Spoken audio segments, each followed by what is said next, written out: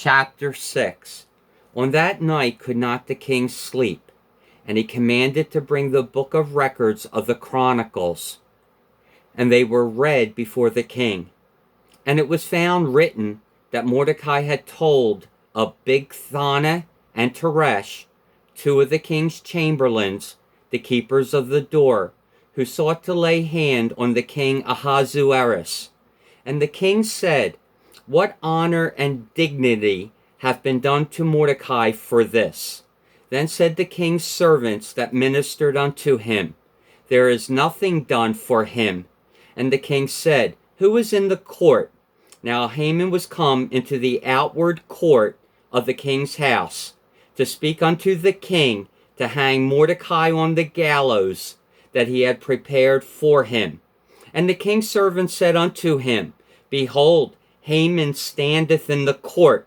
And the king said, "Let him come in." So Haman came in. And the king said unto him, "What shall be done unto the man whom the king delighteth to honor?" Now Haman thought in his heart, "To whom would the king delight to do honor more than to myself?" And Haman answered the king, "For the man whom the king delighteth to honor, let the royal apparel be brought which the king useth to wear, and the horse that the king rideth upon, and the crown royal which is set upon his head. And let this apparel and horse be delivered to the hand of one of the king's most noble princes, that they may array the man withal whom the king delighteth to honor, and bring him on horseback through the street of the city, and proclaim before him, Thus shall be done to the man whom the king delighteth to honor." Then the king said to Haman, "Make haste, and take the apparel and the horse, as thou hast said, and do even so to Mordecai the Jew, that sitteth at the king's gate. Let nothing fail of all that thou hast spoken." Then took Haman the apparel and the horse, and arrayed Mordecai, and brought him on horseback through the street of the city, and proclaimed before him, "Thus shall be done unto the man whom the king delighteth to honor." And Mordecai came again to the king's gate. But Haman hasted to his house mourning, and having his head covered. And Haman told Zeresh his wife, and all his friends, everything that had befallen him. Then said his wise men and Zeresh his wife unto him, "If Mordecai be of the seed of the Jews, before whom thou hast begun to fall, thou shalt not prevail against him, but shalt surely fall before him." And while they were yet talking with him, came the king's chamberlains, and hasted to bring Haman unto the banquet that Esther had prepared. Chapter 7. So the king and Haman came to banquet with Esther the queen. And the king said again unto Esther on the second day at the banquet of wine, "What is thy petition, Queen Esther? And it shall be granted thee. And what is thy request? And it shall be performed, even to the half of the kingdom." Then Esther the queen answered and said, "If I have found favor in thy sight, O king, and if it please the king, let my life be given me at my petition, and my people at my request. For we are sold, I and my people, to be destroyed, to be slain, and to perish. But if we had been sold for bondmen and bondwomen, I had held my tongue, although the enemy could not countervail the king's damage." Then the king Ahasuerus answered and said unto Esther the queen, "Who is he, and where is he, that durst presume in his heart to do so?" And Esther said, "The adversary and enemy is this wicked Haman." Then Haman was afraid before the king and the queen. And the king, arising from the banquet of wine, in his wrath went into the palace garden. And Haman stood up to make request for his life to Esther the queen. for he saw that there was evil determined against him by the king. Then the king returned out of the palace garden into the place of the banquet of wine, and Haman was fallen upon the bed whereon Esther was. Then said the king, will he force the queen also before me in the house? As the word went out of the king's mouth, they covered Haman's face. And Harbona, one of the chamberlains, said before the king, behold also, the gallows 50 cubits high, which Haman had made for Mordecai, who had spoken good for the king, standeth in the house of Haman. Then the king said, hang him thereon. So they hanged Haman on the gallows that he had prepared for Mordecai. Then was the king's wrath pacified. Chapter 8. On that day did the king Ahasuerus give the house of Haman, the Jews' enemy, unto Esther the queen. And Mordecai came before the king, for Esther had told what he was unto her. And the king took off his ring, which he had taken from Haman, and gave it unto Mordecai. And Esther set Mordecai over the house of Haman. And Esther spake yet again before the king, and fell down at his feet, and besought him with tears to put away the mischief of Haman the Agagite, and his device that he had devised against the Jews. Then the king held out the golden scepter toward Esther. So Esther arose and stood before the king, and said, if it please the king, and if I have found favor in his sight, and the thing seem right before the king, and I be pleasing in his eyes, let it be written to reverse the letters devised by Haman, the son of Hammedatha the Agagite, which he wrote to destroy the Jews which are in all the king's provinces. For how can I endure to see the evil that shall come unto my people? Or how can I endure to see the destruction of my kindred?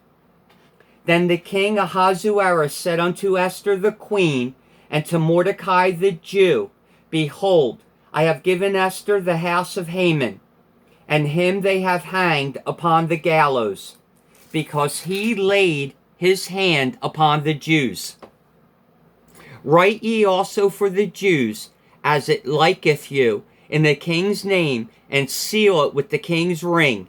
For the writing which is written in the king's name, and sealed with the king's ring, may no man reverse. Then were the king's scribes called at that time in the 3rd month, that is, the month Sivan, on the 23 day thereof.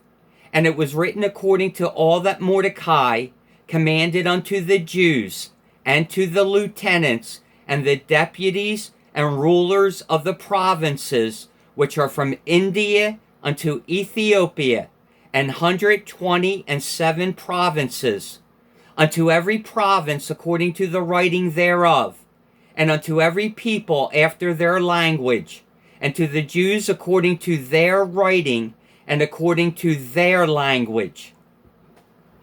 And he wrote in the king Ahasuerus' name, and sealed it with the king's ring, and set letters by post on horseback, and riders on mules, camels, and young dromedaries, wherein the king granted the Jews, which were in every city, to gather themselves together, and to stand for their life, to destroy, to slay, and to cause to perish all the power of the people and province that would assault them, both little ones and women, and to take the spoil of them for a prey.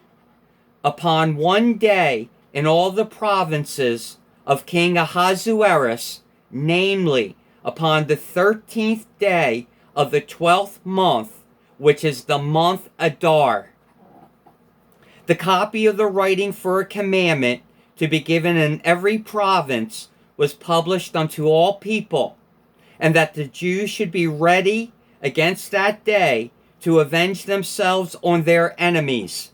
So the post that rode upon mules and camels went out, being hastened and pressed on by the king's commandment. And the decree was given at Shushan the palace. And Mordecai went out from the presence of the king in royal apparel of blue and white, and with a great crown of gold, and with a garment of fine linen and purple. And the city of Shushan rejoiced and was glad. The Jews had light and gladness and joy and honor. And in every province and in every city, whithersoever the king's commandment and his decree came, the Jews had joy and gladness, a feast and a good day. And many of the people of the land became Jews, for the fear of the Jews fell upon them. Chapter 9. Now in the 12th month, that is the month Adar, on the 13th day of the same, when the king's commandment and his decree drew near to be put in execution, in the day that the enemies of the Jews hoped to have power over them, though it was turned to the contrary, that the Jews had rule over them that hated them. The Jews gathered themselves together in their cities throughout all the provinces of the king Ahasuerus to lay hand on such as sought their hurt, and no man could withstand them, for the fear of them fell upon all people. And all the rulers of the provinces, and the lieutenants, and the deputies, and officers of the king helped the Jews, because the fear of Mordecai fell upon them. For Mordecai was great in the king's house, and his fame went out throughout all the provinces. For this man Mordecai waxed greater and greater. Thus the Jews smote all their enemies with the stroke of the sword, and slaughter and destruction, and did what they would unto those that hated them. And in Shushan the palace the Jews slew and destroyed 500 men, and Parshandatha, and Dalphon, and Aspatha, and Poratha, and Adalia, and Aradatha, and Parmashta, and Arasai, and Aradai, and Vashsatha, the 10 sons of Haman, the sons of Hammedatha, the enemy of the Jews, slew they, but on the spoil laid they not their hand. On that day the number of those that were slain in Shushan the palace was brought before the king. And the king said unto Esther the queen, The Jews have slain and destroyed 500 men in Shushan the palace, and the 10 sons of Haman.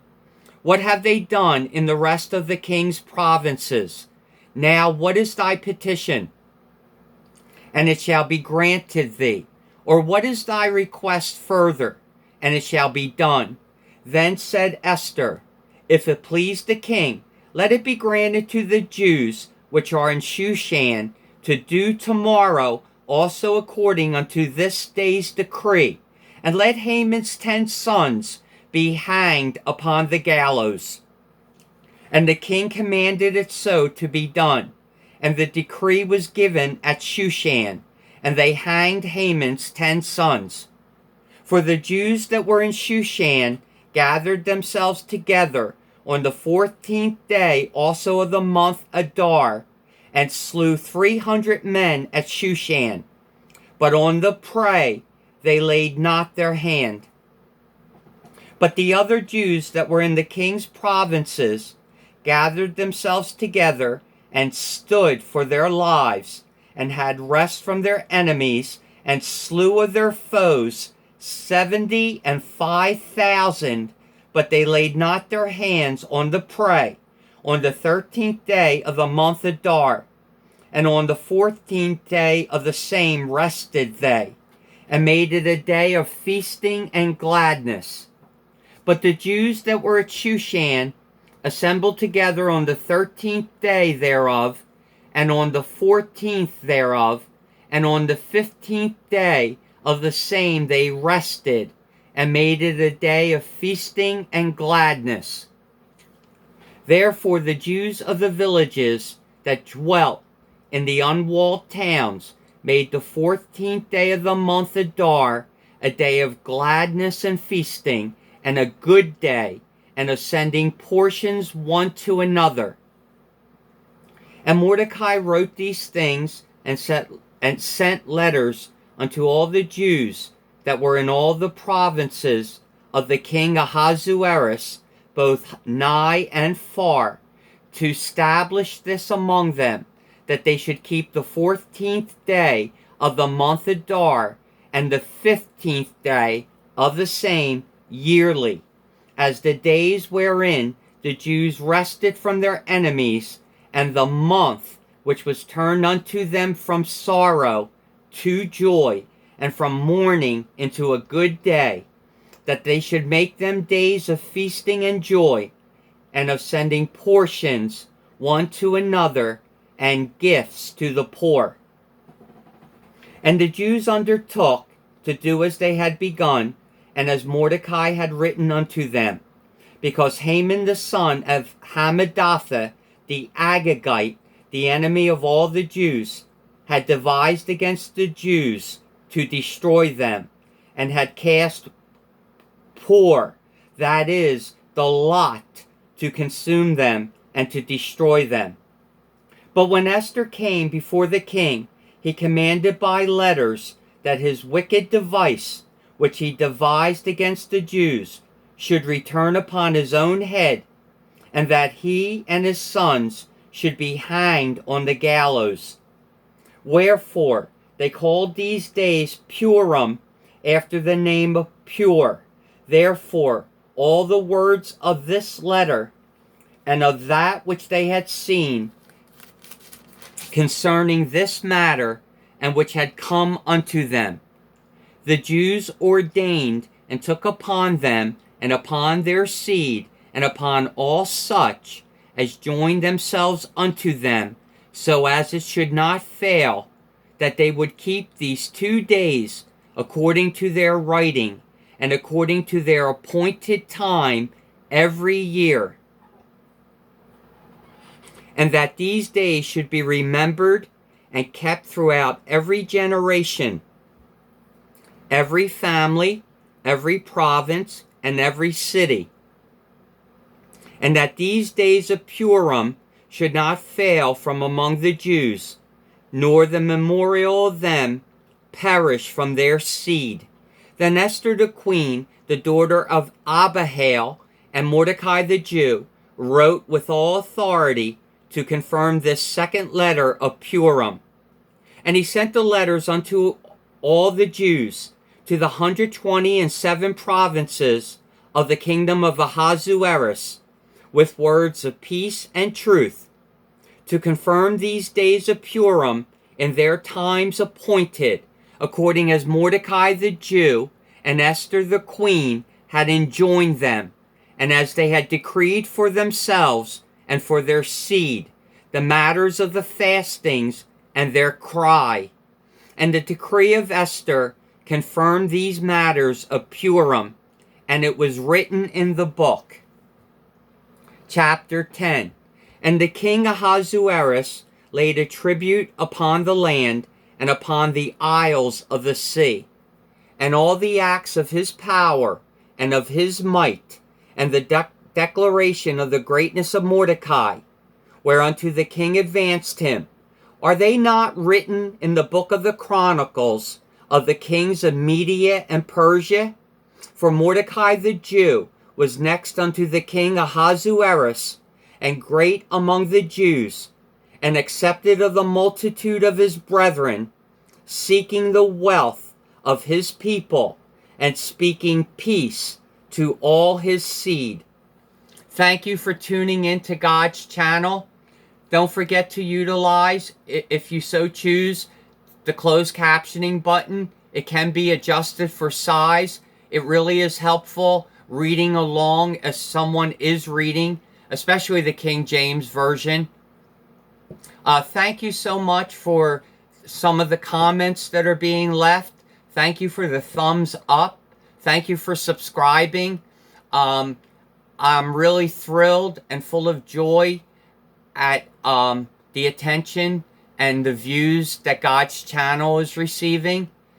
So I thank you. And until next time, please take care of each other. And for now, bye-bye.